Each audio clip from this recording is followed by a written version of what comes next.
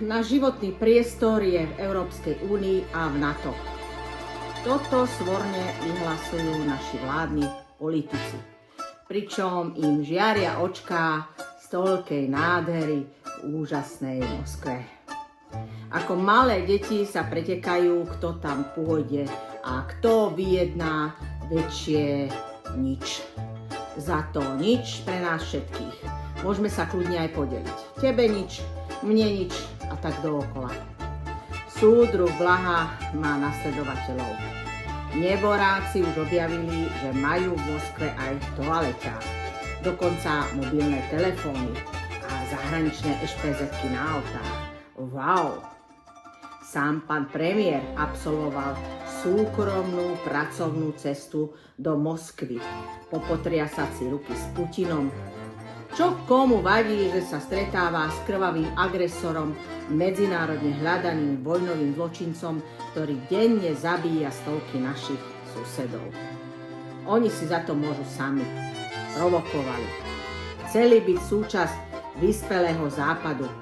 Vôbec nevedia, čo činia. Ten prehnitý západ by ich ešte donútil budovať právny štát a rozvíjať demokraciu. Eventuálne by im ešte posielal aj peniaze, aby modernizovali svoje inštitúcie a budovali infraštruktúru. No fuj. Pracuje on ešte vôbec pre nás? Pomaly, ale isto spejeme k tomu, že vás kaviaroví socialisti, ktorí kážu vodu a sami sa kúpu v zlatej vani plnej šampanského, presvedčia, že to vlastne Ukrajina napadla Rusko. Presvedčia vás, že Fico je jedinečný svetový líder, ktorý vyrieši svetovú krízu, aj keď si nevie rady ani s kolabujúcim katastrálnym úradom. Nože si urobte taký malý test. Nemusíte nikam cestovať. Otvorte si Google mapy. V pravom rohu je taký žltý panáčik. Nože si s ním prejdite Omsk, Irkutsk, Kazaň.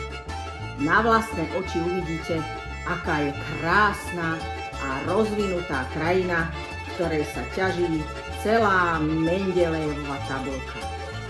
Ako krásne a šťastne tam ľudia žijú. No a potom si takto ľubovoľne pozrite nejaké miesto v Holandsku, Belgicku, kdekoľvek na západ od nás.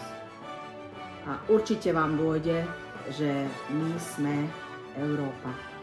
A nesmie tomu byť nijak inak.